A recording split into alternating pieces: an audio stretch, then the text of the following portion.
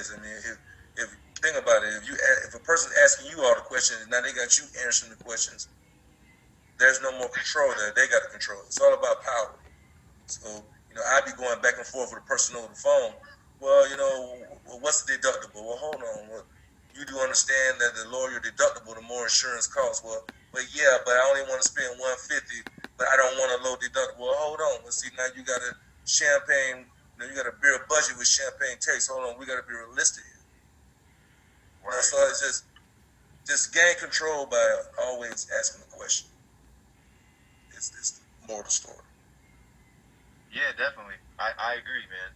And so, you guys noticed in the beginning he asked me, what did you say? He said something about what is it? Is it a scam or whatever? Like I talked all around that question, and then I asked him a question, right? So, and then I kind of solidified it at the end when I said, look, I'm a busy guy. I got, because Terrell could have said something, and that was my setup. If Terrell would have tried to stump me, then I would have said, look, man, I'm a busy guy. All right, I got, we're helping tons of people on the internet to change their lives, and if you have that job mentality, that's cool. But it sounds like you want to make some money on the internet. So if you're ready to get started, let's do it, man. I'll follow up with you in an hour. So I want to address the scam question. That's like I get that every day on my job too. Right. And I learned this from Mark Hoverson, the 21 Closes, mm-hmm. and I use it at my job a couple times. And I'm signing later up for a policy. She asked, is this a legit firm? Is this not a scam? And I'm like, okay, well, let me ask you, have you been scammed before? She goes, yeah. I'm saying, so what is it about you that's attracting people to how are you attracting all these slamming people who scams? What is it about you that's attracting scams? And then I don't say nothing. Right. So I like that. Like Mark Hoverson said, that's like that's a life-changing event type of question. You ask somebody that when they ask you something crazy like that. So that's something that's worth for me. That one rebuttal, I think would be people gonna ask you that. I don't care what kind of sales you in. Is this a scam? Right. Pretty much what that means. I had a girl today. She may be on the webinar today if she went in and took action. But she asked me that, and I hit her with it. And then she's like, okay, well, if you say so, all right, well, I registered for the webinar. All right, right. So, she may be on it. She may not. I hope she is. You were part of the teach tape. There you go. I love it, man. I love it. Yeah, there's a lot of people on here. So, yeah, you got some real stuff. And let's see, the voice says we're recording again. Okay, cool. So, ask as many questions as you can to dig out what the person really wants, right? And then frame it and reframe it to meet their needs. Well, look, Terrell, you said you want to travel the world and you want to get your girl pedicures, and because what you're doing is you're framing the things in a positive light, because it's making them think about it, right? He's thinking, well, yeah, I want to get my girls pedicures, and I want to sport some Jordans. And so it's the little things that you remember, the details about what people tell you, that will go a lot further, right? So frame it and reframe it to meet their needs, and then ask that infamous question. Step 4 is to ask them, if I can get you closer to XYZ, would you be willing to spend $27, right? So the way that I framed it, and that's the thing, is that if they say no, then that's where, and you might have a different, outlook in sales. You might get a little bit, aggressive if you're really looking to help that person change their life, kind of hit them with some tough love, right? And like what he said, champagne or beer budget with the champagne taste. Hit them with something that will relate to what it is that they're telling you, right? So, to me, I mean to cut you off, but if they giving you flack about $27, man, I mean they either don't got the money, and that's fine. I mean that's when you get right, I'm here for you, but I'm not gonna go round and round with you about a $27 investment. I mean, if somebody told you can own a McDonald's because McDonald's is a household name and you had to spend $5,000, you would do it, but you wouldn't spend $27 I mean, just for the opportunity, the chance to flip that. Why wouldn't you? Like, don't question me about a $27 investment. Like, I'm not gonna go there with you. We just move on. Right. Cool. No doubt. You want to add anything into that, Nate? Like I said, I know you. You're pretty much killing me. Yeah, I know you got your own swag and the way that you close, and you kill it on closing. So if you want to add anything in, man, definitely. Well, you definitely want to put an urgency on people, man. I know a lot of people say time is money, but you are money. And I guess that's the best way I could say it.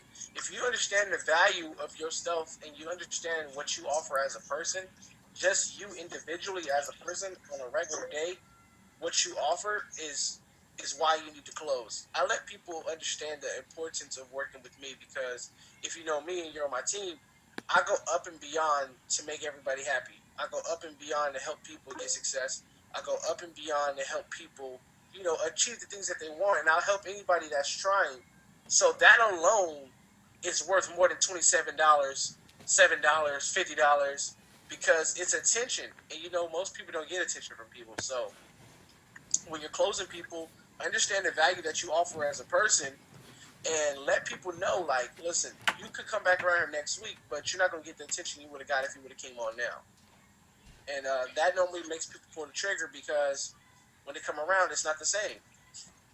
So, yeah, that's pretty much how I close on most of my sales. All right, cool, no doubt. And so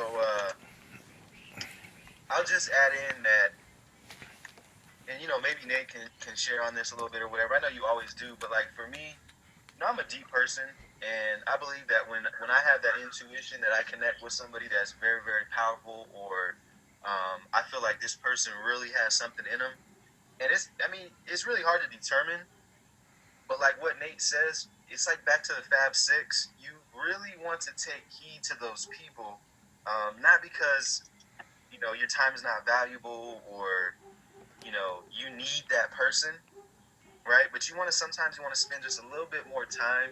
I have this old saying: "It's people don't care how much you know until they know how much you care," right? Because I know a lot, but if people didn't know how much I cared, they probably wouldn't even care how much I know, right? So once again, really taking that time to ask those questions, to dig into those details of that person's life. So the next time you speak to them, because this person might not only join you at the $50 level inside of Ingresso, this person might join you at the $1,500 level, the $3,500 level. And I tell you what, true stories, like literally, I've had tons of people that have came in and every day they're in my inbox. Hey Jermaine, can you help me? Oh my gosh, I'm gonna lose my car. Oh my goodness, my house is, I'm in foreclosure. Hey Jermaine. And now they got a Lexus and, they're traveling the world and they're in high places, right?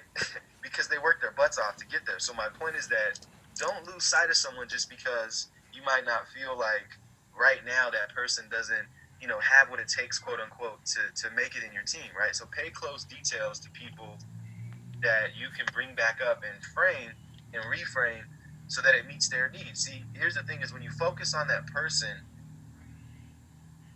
it's they know that you're focused on them, right? So when you're seriously focused on that person, and that's why I love the phone, because I can focus on one person and literally every single person, not every single person, but on average, our customer values from $800 to $1,000. That just means that I could take one person and spend a whole day with them and probably pull $600, $800, $1,000 out of their pocket. And I say it like that not to sound wrong, but it's what's happening. So when you care that much and you dig into details, people will spend more money, right? So once again, and there's probably people on this webinar that can attest to that they've spent $600, $800, $1,000 plus. So that averages our customer value very high. So that means that I could deal with less people and make more money, right? Not because I don't want to deal with more people, but just for the fact that, we signed up for freedom. We don't want to be, working a job all day long. So if you have thousands of people in your team and you're constantly having to, inbox them or get on the phone with them or whatever, then you're not going to have a life. So once again, slow down, take some time to really figure out what it is that they want, and then go ahead and reframe that to meet their needs. So I'd say step 5, Nate said you are money and put your urgency and understand your value, right? So what time is it? Let's see, we've been going for about 40 minutes now, 35, 40 minutes. Let's go, Javon, let's go. All right, so let's ask another question. What are some other things you struggle with, or someone would struggle with, right? Oh, you said I'm cutting out, Michael? I don't know if I'm cutting out for anybody else, but I hear you. What was that? I can hear you. I can hear you good. All right, cool. So what are some things you struggle with when it comes to closing? Let me see. Closing and building relationships. So I probably never got straight to the point of how do you get around that infamous question, how much money did you make, right? So that was one way. I guess we did kind of, you ask questions, you always answer a question with the question. My grandpa actually taught me that when I was really, really young, because he used to do it to me. And I'd ask him questions. I'd be like, Grandpa, when are we going to the store? You told me you're going to buy me that Ninja Turtle, right? And it'd be like, Jermaine, what did I tell you earlier? Right? So he answered the question with the question. He literally taught me that at a young age. So that's one way to get around that question. And then if they keep circling back to it, I say, look, it seems like all you're worried about is the money, right? And use whatever you have in your business. So here's a true story. I was at an event, No Excuses Summit event, about 2010, and I was listening to I think it was Jimmy Davis, right? This dude right here. Let me see if I can find him. Jimmy Davis. And we were in a breakout session, right? This dude right here. And someone asked this guy, they said, Jimmy, what do you do? And these guys probably make, 50, whatever, 60, 100 grand a month. So he says, hey, Jimmy, what could I do if I don't have the income, if I don't have the proof, and I want to make a video, right? I want to make a video, and I want to get on the internet, and I want to just exude my value, right? But I haven't made any money, right?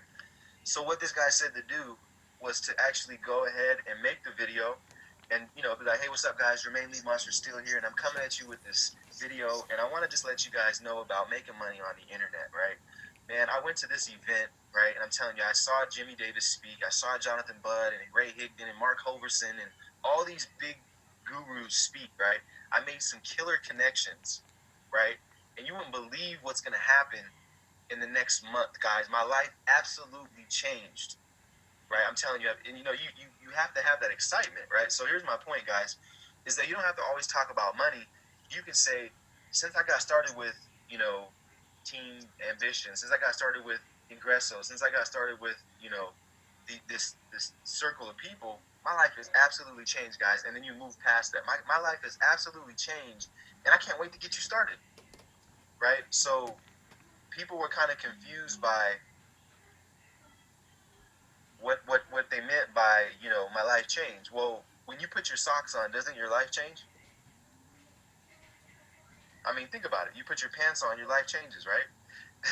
And I think it's kind of funny because it's the truth, but that's the truth. So use that. You don't have to be in a video talking about, my upline made all this money or whatever. Just tell people your life changed. Why?